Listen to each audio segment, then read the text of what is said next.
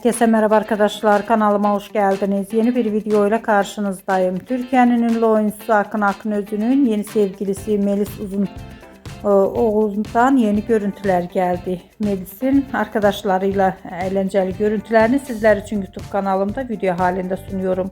Umarım beğenirsiniz. Arkadaşlar, videomu beğendiyseniz kanalımı izlemeyi ve bildirim butonuna basmayı unutmayın. Şimdilik benden bu kadar olsun. Yeni videomuzda görüşmek üzere. Hoşça kalın.